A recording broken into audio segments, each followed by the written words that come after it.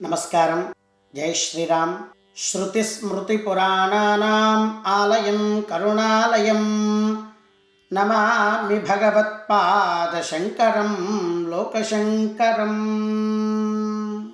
ఈ రోజున ప్రఖ్యాతమైనటువంటిది, పరమ పవిత్రమైనటువంటిది, శృంగేరి పరంపరలో 33వ జగద్గురువులైనటువంటి ప్రాతస్మరణీయులైనటువంటి శ్రీ శ్రీ శ్రీ సచ్చిదానంద శివాభినవ్య నృసింహ భారతి మహాస్వామి వారు ఆ సరస్వతి అమ్మవారిని ప్రార్థించి లోకానికి ఉపదేశం చేసినటువంటి గొప్ప స్తోత్ర రాజమున్నది.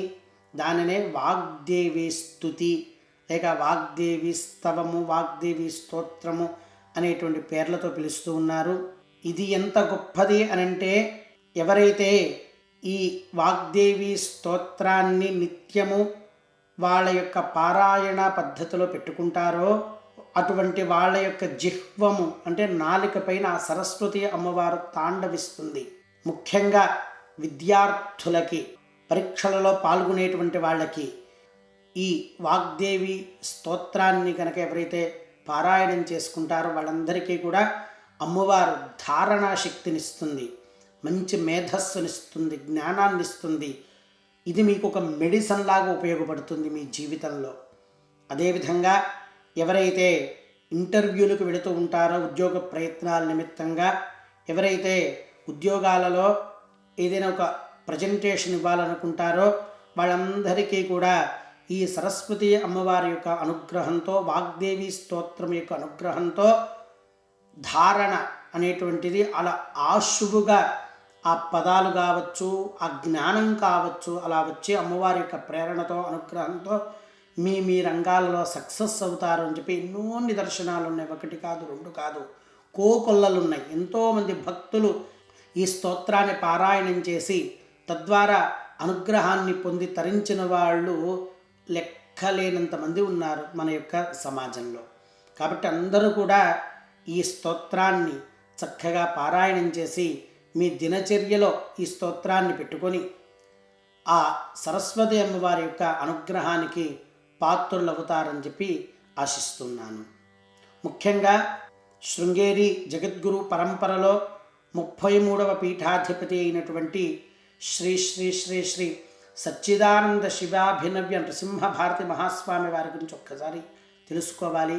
వారి యొక్క రూపాన్ని ఒక్కసారి మన హృదయ పీఠంలో నిక్షిప్తం చేసుకోవాలి. వారు సాక్షాత్తు ఆ పరమేశ్వర స్వరూపమే. ఎందుకని అంటున్నానంటే, అసలు ఆ శృంగేరి జగద్గురు పరంపరలో వచ్చినటువంటి ప్రతి ఆచార్యులు వారు సాక్షాత్తు ఆ ఈశ్వర స్వరూపమే, ఎటువంటి సందేహం లేదు. శంకర సాక్షాత్ అంటారు. ఆ శంకరులే సగుణ రూపాన్ని ధరించి మనకి ఆదిశంకర రూపంలో వచ్చారని చెప్పి అనేక నిదర్శనాలు ఉన్నాయి. అటువంటి ఆదిశంకరాచార్య స్వామి వారి యొక్క కరకమల సంజాతులైనటువంటి సురేశ్వరాచార్యుల వారితో మొదలుపెట్టుకొని ఇప్పుడున్నటువంటి భారతీ తీర్థ మహాస్వామి వారు, విధుశేఖర భారతి మహాస్వామి వారి వరకు అందరూ కూడా సాక్షాత్తు ఆ పరమేశ్వర స్వరూపులే అనడంలో ఎటువంటి సందేహము లేదు. ముఖ్యంగా 33వ పీఠాధిపతి అయినటువంటి శ్రీ శ్రీ సచ్చిదానంద శివాభినవ్య నృసింహ భారతి మహాస్వామి వారి గురించి తెలుసుకోవాలి అనంటే, వేద ప్రతిపాదితమైనటువంటి ఆ అవతారమే, ఆ పరమేశ్వర రూపమే శ్రీ శ్రీ శ్రీ సచ్చిదానంద శివాభినవ్య నృసింహ భారతి మహాస్వామి వారు. ఎలాగంటే మనకి రామాయణంలో జయత్యతిబలో రామో లక్ష్మణశ్చ మహాబలః రాజా జగితి సుగ్రీవో రాఘవేణాభిపాలితః దాసోహం కోసలేంద్రస్య రామస్య క్లిష్టకర్మణః హనుమాన్ శత్రుసైన్యానాం నిహంతా మారుతాత్మజః న రావణ సహస్రం మే యుద్ధే ప్రతిబలం భవేత్ అనేటువంటి స్తోత్రంలో వాల్మీకి మహర్షి వారు సాక్షాత్తు ఆ శ్రీరామచంద్రమూర్తిని పరమాత్మ స్వరూపంగా కీర్తించారు. ఎలాగనంటే, బ్రహ్మశ్రీ మల్లాది చంద్రశేఖర శాస్త్రి గారు వారిని అభినవ వ్యాసులు అని పిలుస్తుంటారు. వారు శృంగేరి ఆస్థాన విద్వాంసులు. వారు ఒకసారి రామాయణాన్ని ప్రవచనం చేస్తూ దాంట్లో చాలా వివరణాత్మకంగా చెప్పారు. ఏమిటనంటే, అక్లిష్టకర్మణే సచ్చిదానంద రూపాయ అంటారు అథర్వణ వేదంలో. అక్లిష్టకర్మణే అనేటువంటి పదము సాక్షాత్తు పరమాత్మకే ఉన్నది, ఎవ్వరికీ అటువంటి నామము లేదు. కానీ వాల్మీకి మహర్షి వారు శ్రీరామచంద్రమూర్తికి అటువంటి నామాన్ని చెప్పి అలా సంబోధన చేశారు కాబట్టి వారు సాక్షాత్తు పరమాత్మనే అనేటువంటి ఒక ఉదాహరణ చెప్పారు. అనేక ఉదాహరణలు ఉన్నాయి, వాటిలో ఇదొకటి. అదేవిధంగా శృంగేరి జగద్గురు పరంపరలో దక్షిణాంనాయ శ్రీ శృంగేరి శారదా పీఠంలో 33వ జగద్గురువుగా విరాజిల్లినటువంటి సాక్షాత్తు పరమేశ్వర స్వరూపమైనటువంటి శ్రీ సచ్చిదానంద శివాభినవ్య నృసింహ భారతి మహాస్వామి వారిని కూడా అదేవిధంగా మనం చూడాలి. ఎలాగంటారా, వేదంలో బ్రాహ్మణ భాగంలో త్వమగ్నే రుద్రో అసురో మహో దివః అనేటువంటి ఒక అనువాకం ఉన్నది.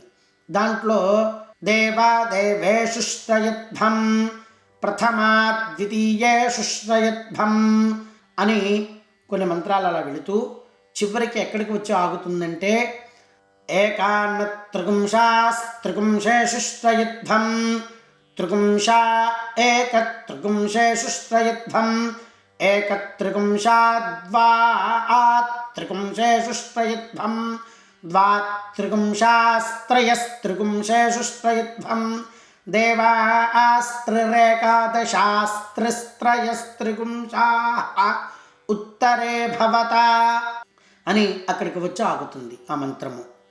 స్త్రిస్త్రయస్త్రిగుంశాః ఆ 33వ అనేటువంటి పదము ఏదైతే ఉన్నదో అది సాక్షాత్తు పరమేశ్వరుని సూచిస్తుంది అని అనువాకం యొక్క ప్రారంభంలో మనం విన్నాం.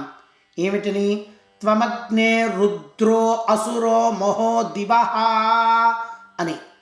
అలా ఆ 33వ ఆ సంఖ్యకి ఎంత ప్రాముఖ్యత ఇచ్చారో వేదంలో సాక్షాత్తు ఆ పరమాత్మని కీర్తించారో, ఆ 33వ సంఖ్యను అనుసరించి శృంగేరి జగద్గురు పరంపరలో 33వ పీఠాధిపతిగా శ్రీ సచ్చిదానంద శివాభినవ్య నృసింహ భారతి మహాస్వామి వారు విరాజిల్లారు.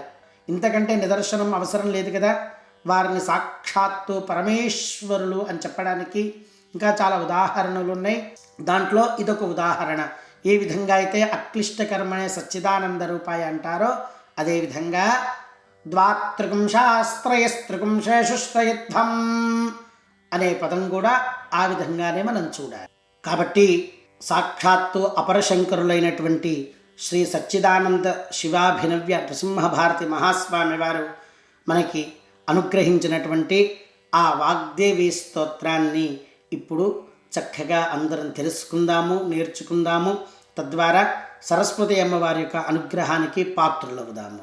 ఇది చాలా చిన్న స్తోత్రము. 3 శ్లోకాల యొక్క సమాహారమే ఈ వాగ్దేవి స్తోత్రము.